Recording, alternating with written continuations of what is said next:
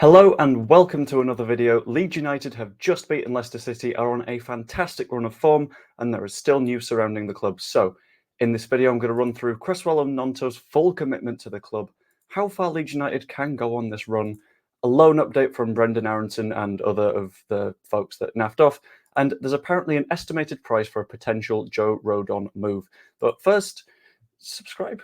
Be very nice. It's nice having people around, isn't it? Anyway. First up, we need to talk about Willie Nonto and Charlie Creswell's full commitment to Leeds United. A lot of people throughout this season have discussed potential attitude concerns and issues with these players at the club. Willie Nonto, for example, went on strike, tried to force a move, ended up not paying off for him, and in the end, he's become a player at Leeds United that we're a little bit more fond of again. Charlie Creswell had similar issues. He reportedly had the wrong attitude in training. He was having occasional problems with Daniel Farke. And that was something that definitely needed to be resolved. However, I think we saw against Leicester City that those issues have become somewhat resolved. They've become completely engaged in the squad again, and that is absolutely fantastic. A couple of bits of evidence for this. The first one being Willie Nonto's celebration for the third goal. We know that he is a passionate guy. We know that he loves what he does. And the fact that he's loving doing that at Leeds United at the moment is even better. On that third goal, you could see everyone was celebrating, everyone was happy, everyone on the bench was just losing their nut. But Willie Nonto, I specifically noticed when I was up in the East Stand Upper having a look at the various celebrations, Nonto just sprinted, raced towards the corner with Dan James and all the rest of the players that were celebrating, and he dived on in. And you can tell that he absolutely loves his time at Leeds United right now. If we go up, I feel like he will be a fundamental part of this squad. We can't say what will happen if we don't, but I'm not going to get into those hypotheticals right now because it's good that we have players that love being here. Charlie Creswell as well. Absolutely fantastic signs from after the Leicester City match. Creswell and Daniel Farke's interactions after the final whistle were incredibly positive. They had a nice little chat after the final whistle, came together, handshake, had a laugh with each other, and I think it shows there is an incredibly cohesive unit at Leeds United right now.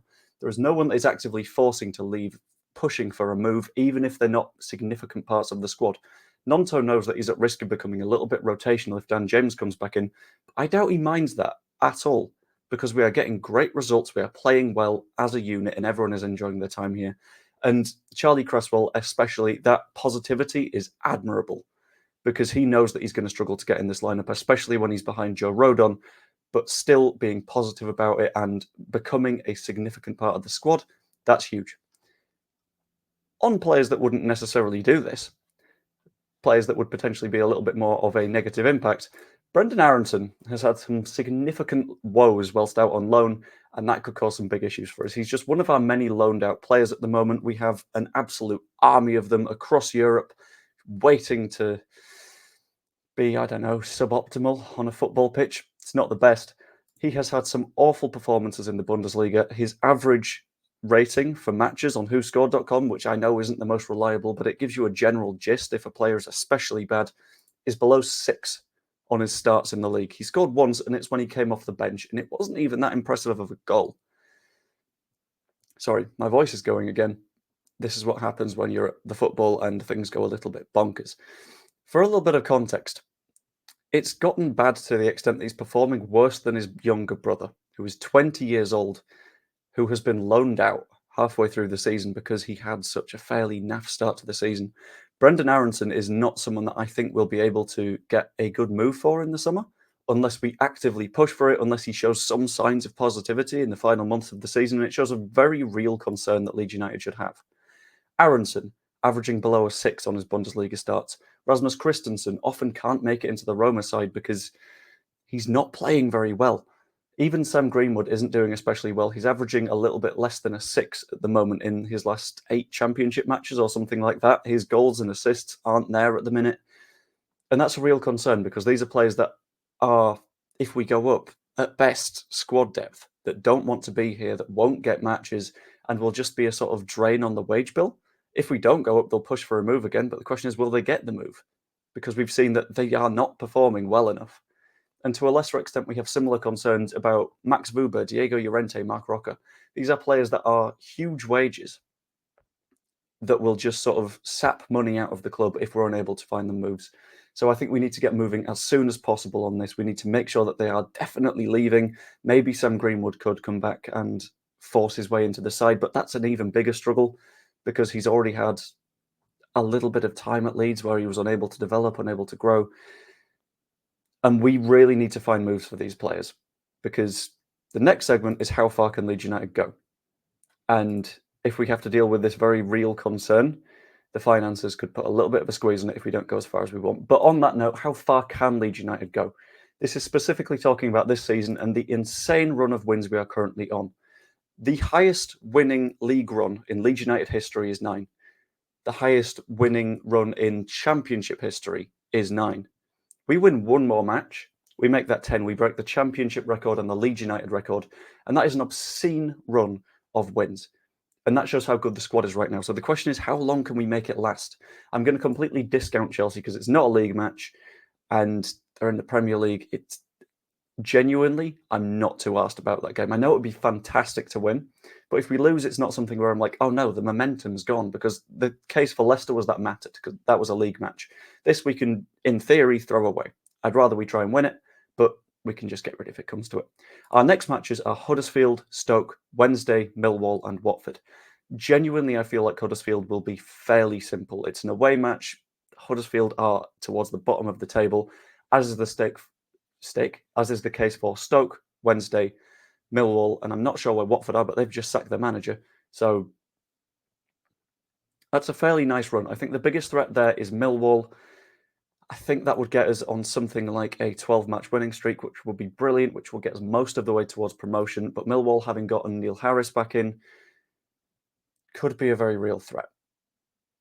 And I really hope that we can get all 3 points out of that one, because if we get all of those 5 wins, fantastic. We are almost certainly on for promotion with, I think, after that we'll have 9 matches left of the season, something like that, maybe 7. But that will be a big foundation for the run-in. Performing well here can be decisive, and if we get all the points that we need, we will be absolutely on the ball. But if we are on the ball, if we do go up, we will need to make sure we are securing players that are of a high enough quality to keep us in the Premier League, and I think Joe Rodon will be a big part of that, and apparently his price has been discussed by a significant Spurs journalist. Joe Rodon has been excellent this season, we know that.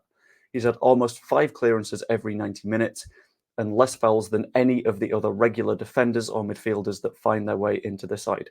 His tackles are impeccable. He's very good at keeping control at the back, and it's safe to say that we will want him on a permanent basis if we get promoted. And Alistair Gold, who is a very reliable Tottenham source, has had his say on a price estimate.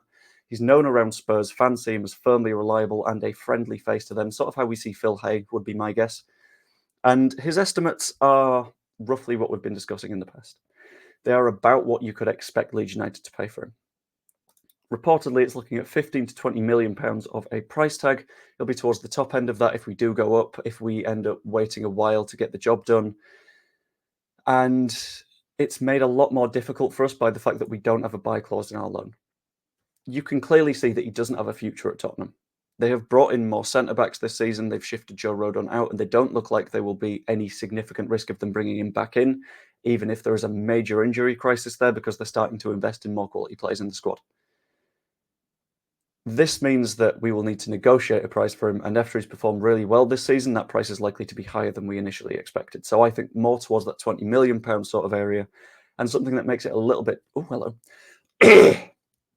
Ow. Something that makes it a little bit more difficult is we will likely need to do business as soon as possible. If we are a championship club next season, then £20 million isn't a fee that we are likely to be able to afford. But if we're in the Premier League and we secure it a little bit early, I think the first thing we need to do is secure these permanent players. Because if we let it go to an open transfer market, that's where Daniel Levy can do his bullshit. That's where Daniel Levy can say, okay, I'll shop around, I'll see what bids there are. And that's where we get big problems. Because Daniel Levy is known to be stingy on prices and like a little bit of a bidding war. So if he can say, well, Leeds, you desperately want him, but we've got squads in Spain and France that could pay the same amount as you, so let's see how high we can push this price. So if we can get it done before that all kicks off, that would be brilliant, but we need to be certainly up before that happens. And I want to know what you think. Let me know what you think about any of these stories in the comments down below. If you've liked the video at any point, drop a like, subscribe if you aren't yet. That is always hugely appreciated, and I'm trying to push as hard as I can to get as many subscribers as I can to show potential collaborators that it's worth it for them, because that's how YouTube works. Like, subscribe, comment, all that good stuff, and I will see you later. My throat really hurts. For my comment-y thing down below, just drop, I think, the word Wales because Rodon. I think that works. See you later.